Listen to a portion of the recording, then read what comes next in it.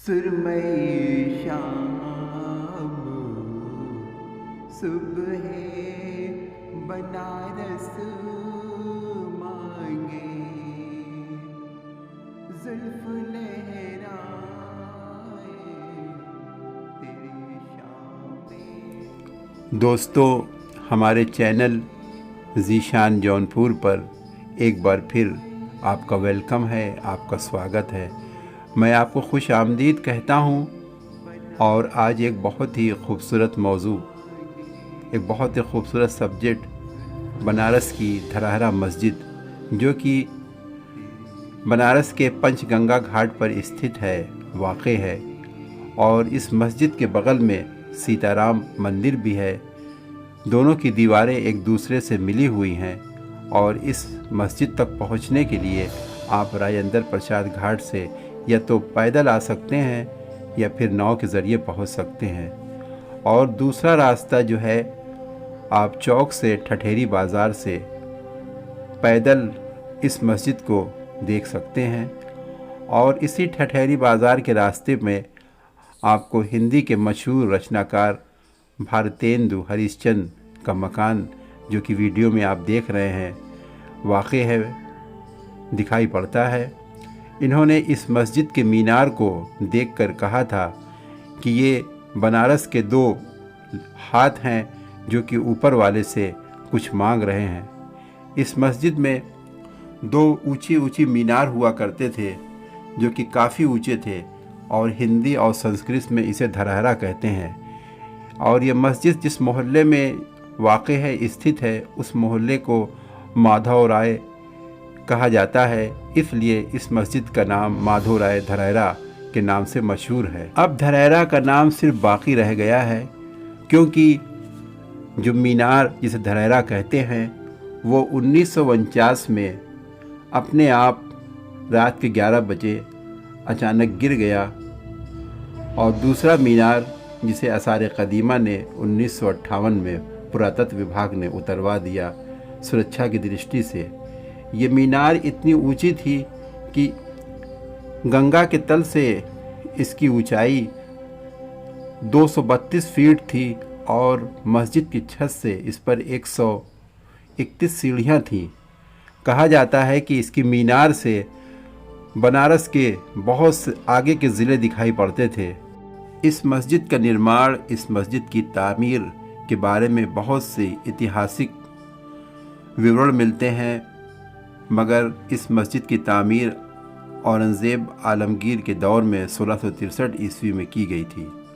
और इसकी तामीर और इसके निर्माण में बहुत से वाक़यात हैं जो कि प्रसिद्ध विद्वान डॉक्टर रघुनाथ सिंह और आसार बनारस की तारीख़ की और इतिहास की किताबों में मिलता है कि इसी घाट पर एक पंडित जिनका नाम लालाराम काशी था, वो पंडितों के एक मशहूर घराने से उनका संबंध था, ताल्लुक़ था। वो इसी घाट पर रहा करते थे। उनकी एक लौती बेटी थी जो बहुत ही सुंदर और सुशील थी। उस पर औरंगज़ेब के समय में बनारस के कोतवाल इब्राहिम ख़ां, जो पूरे शहर का कोतवाल था और शहर की रक्षा सुरक्षा और प्रबंध उसी के हाथ में होता था। शकुंतला की सुंदरता और उसकी खूबसूरती पर वो मोहित हो गया, फरेफ्ता हो गया। उसने अपने कारिंदों को पंडित लालाराम काशी के पास भेजा और हुक्म दिया कि लड़की का डोला हमारे ठिकाने पे भेजा जाए। मेरा यह हुक्म पहला और आखिरी है। ऐसा ना हुआ तो अंजाम बहुत बुरा होगा। कोतवाल का हुक्म सुनकर पंडित लालाराम काशी घबरा गए और भयभीत हो गए। चिंता से उनकी आंखों में आंसू आ गए और उनका चेहरा जो है पीला पड़ गया। वो घबराए हुए, डरे हुए घर पहुँचे तो उनकी हालत देखकर शकुंतला ने पूछा, पिताजी क्या बात है, आप इतना चिंतित और घबराए हुए क्यों हैं? बेटी की बात सुनकर उनकी आंखों से आंसुओं की धारा बहने लगी और बेटी ने कहा, क्या बात है पिताजी, बताइए क्या बात है। पंडित लाला राम काशी ने रोते हुए कोतवाल इब्राहिम की बात बताई तो शकुंतला के पैरों से ज़मीन खिसक गई और आंखों से बेअख्तियार आंसू बहने लगे। वो बहुत देर तक रोती रही और सोचती रही और अपने पिता को मजबूर और लाचार पाकर बहुत सोचा और कहा, पिताजी आप घबराइए नहीं, आप कोतवाल से कुछ समय मांग लीजिए, 1 माह का समय ले लीजिए। शकुंतला ने मुग़ल बादशाहों जैसा लिबास पहना और अपने साथ कुछ आदमियों को लिया और घोड़े पर सवार हुई और दिल्ली के लिए निकल पड़ी। दिल्ली पहुंचकर वो सराय में ठहरी और मुग़ल बादशाह औरंगज़ेब से मिलने के लिए लोगों से पूछा कि वो किस तरह उनसे मुलाकात की जाए। लोगों ने बताया, बादशाह औरंगज़ेब जुमे की नमाज जामा मस्जिद में अदा करते हैं और फरियादियों की फरियाद सुनते हैं। वो लड़कों के लिबास में जामा मस्जिद जा पहुंची और मस्जिद की सीढ़ियों पर कतार में खड़ी हो गई। बादशाह औरंगज़ेब जब नमाज जुमा अदा कर बाहर निकले तो देखा बहुत से फरियादी अपनी फरियाद लिए हुए कतार में खड़े हैं। बादशाह की नज़र जब शकुंतला पे पड़ी तो वो समझ गए कि ये लड़का नहीं बल्कि लड़की है जो किसी परिस्थिति वश मसलहत से यहाँ लड़के के रूप में आई है। बादशाह ने इसे दीवाने ख़ास में पेश करने का हुक्म दिया। जब वो दीवाने ख़ास में पहुँची तो बादशाह ने उसे अपनी चादर दी और कहा, बेटा सिर की पगड़ी उतार कर इसे ओढ़ लो। शकुंतला ने बादशाह का अपनत्व देखा तो फूट फूट कर रोने लगी और अपनी आप बीती औरंगज़ेब अलैहिर्रहमा को बताया। बादशाह ने बड़ी ही ध्यान और सुकून से शकुंतला की बातों को सुना और कहा कि जाओ अपने पिताजी से, अपने वालिद से कहना कि तुम्हारा डोला सजाकर कोतवाल के दरवाजे तक पहुंचा दे, ये मेरा हुक्म है। बादशाह का जवाब सुनकर शकुंतला डर गई, भयभीत हो गई और मन में तरह तरह के ख्याल आने लगे। वो दिल्ली से बनारस वापस आ गई और रास्ते भर सोचती रही कि बादशाह औरंगज़ेब ने ये क्या कह दिया। जो इब्राहिम कोतवाल ने जो बात कही थी वही बात तो बादशाह ने भी कहा, क्या फ़र्क है इसमें। उसने अपने दिल को समझाया कि बादशाह औरंगज़ेब नाइंसाफ़ी नहीं करेंगे। घर पहुंचकर उसने अपनी सारी बातें अपने वालिद को बताई और कहा, अब जो हमारे किस्मत में होगा देखा जाएगा। आप तय वक्त पर हमारे डोले को पहुंचाने का इंतज़ाम कीजिए। और शकुंतला डोले पे सवार होकर कोतवाल के दरवाजे पे पहुंच गई। शकुंतला के डोले को देखकर कोतवाल जोश और खुशी से बेताब हो रहा था। उसके दिल की आरज़ू, उसकी इच्छा पूरी हो रही थी। जैसे ही वो डोले को उसने छूना चाहा, वहाँ फ़कीरों की एक टोली पहुँची और भीख मांगने लगी। कोतवाल ने उन्हें भीख देने के लिए जैसे ही वो झुका तो एक फ़कीर ने अपना लिबास फेंक दिया। ये फ़कीर नहीं बल्कि शहंशाह औरंगज़ेब आलमगीर था। जब शहंशाह औरंगज़ेब को देखा तो उसका खून सूख गया और पैर उसके कांपने लगे। बादशाह ने कहा, यह है तुम्हारा कारनामा। बादशाह ने फ़ौरन शाही सेना को हुक्म दिया को इसको गिरफ़्तार कर लिया जाए और हाथियों से इसके हाथ पैर को बांधकर हाथियों को दौड़ा दिया जाए। कोतवाल के शरीर कई हिस्सों में बढ़ गए और वो ख़त्म हो गया।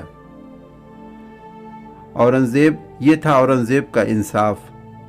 कोतवाल को सज़ा देने के बाद शहंशाह औरंगज़ेब शकुंतला के घर पहुँचे और पानी मांगते हुए कहा, जिस दिन से शकुंतला ने मेरे पास अपनी फरियाद पेश की थी उसी दिन से मैंने अहद कर लिया था, प्रण कर लिया था कि जब तक ब्राह्मण की लड़की के साथ इंसाफ नहीं कर लूँगा हलक के नीचे एक कतरा पानी न उतारूंगा।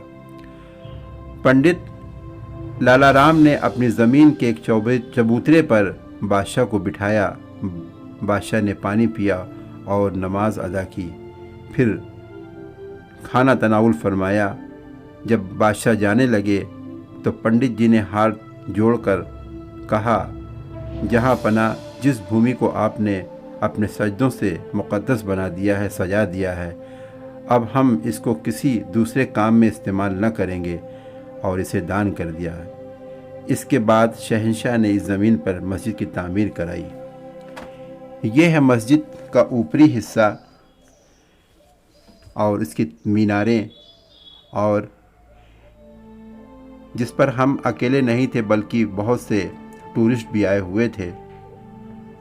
और ये बहुत कम मौका मिलता है कि मस्जिद के ऊपर पहुंचकर उसके मंज़र को देखा जाए। ये हमारी खुशनसीबी थी कि इस मस्जिद के ऊपर की छत पर मैं पहुंच सका। और जो आप देख रहे हैं जहाँ पे लाइट लगी हुई है, यहीं पर वो मीनार थी, वो धरारा था जिसे मिनरेट्स भी कहते हैं इंग्लिश में। और इस पर स्टेपर्स जिसे सीढ़ियाँ लगी हुई थी, और इस पर 121 सीढ़ियाँ थीं उस मीनार पे पहुँचने के लिए। और ये दोनों तरफ था, दाएं और बाएं। यहाँ से घाट का दृश्य, उसका व्यू बहुत ही खूबसूरत लगता है। चारों तरफ गंगा एक तीर की तरह, एक कमान की तरह बनी हुई दिखाई पड़ती है, और घाटों का हसीन मंज़र और गंगा के उस पार का रेत का मैदान साफ दिखाई पड़ता है।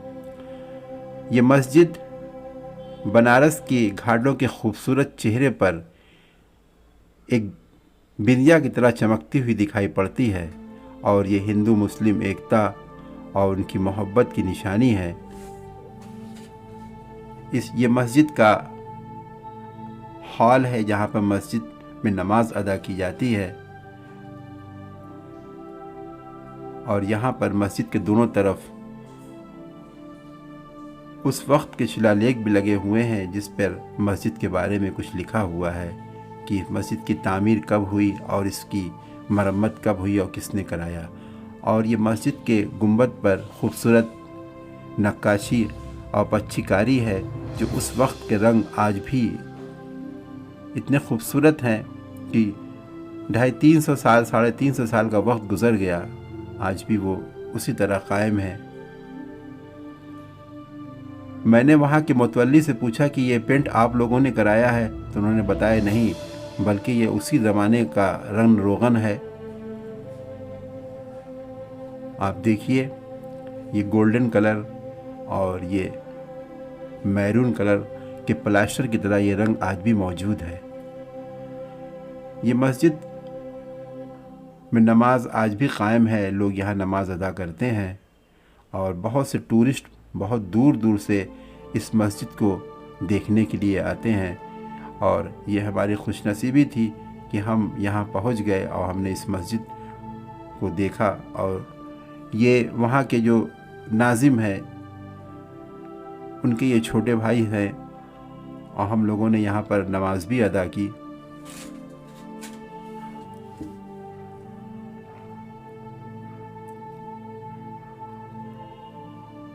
इसमें 3 गुंबद है, एक मरकज़ी गुंबद है और इसके अगल बगल 2 गुंबद हैं। यहाँ पर जुमे की नमाज भी होती है और 5 वक्त की नमाज भी अदा की जाती है।